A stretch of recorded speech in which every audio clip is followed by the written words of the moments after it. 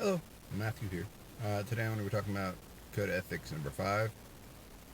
All members should respect all other styles of martial arts and only use martial art techniques for self-defense and to protect truth and reason. But I also think the inverse of this is true as well. Um, yes, you should respect other arts. Um, but for the final part, it says you should also know when not to use your techniques, right? If somebody's coming at you in a bar, do you really need to hit them real hard with a chop and knock them out for a second? Or is it okay just to let them go by? We talk about that in a lot of our arts, especially nowadays where everything's being recorded. Be very careful about how you use your arts and how you're seen. There's a lot of times in our arts where we talk about don't grab the person. You want to use your hands and guide them past. As if somebody starts recording, as soon as you grab them, all of a sudden you become the perpetrator, the person attacking.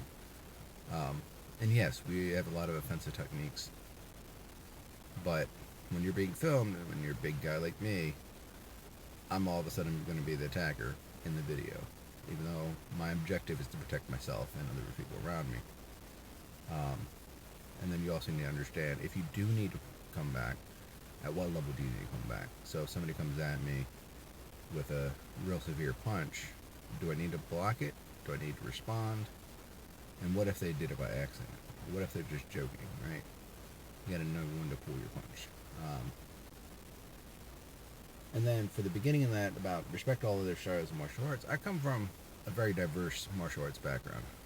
I've got karate, I've got taekwondo, I've got judo, a few other things too. All practiced casually, but nonetheless.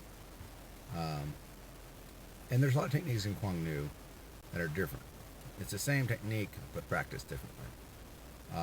The roundhouse kick is one good example. In MMA, boxing, kickboxing, you turn your whole hip and you throw your leg all the way around with a straight leg. And in Cuong it's more of a snap, sideways snap. So understanding the usefulness of both techniques comes in a lot of play in Cuong. A lot of times I have to remind myself every time we're at practice, hey, I'm doing the Cuong version, not the MMA version. And let's use the roundhouse kick again for example. In Cuong it's a very quick kick, and in MMA it's a little slower, but it's extremely powerful. Is that it? Yeah.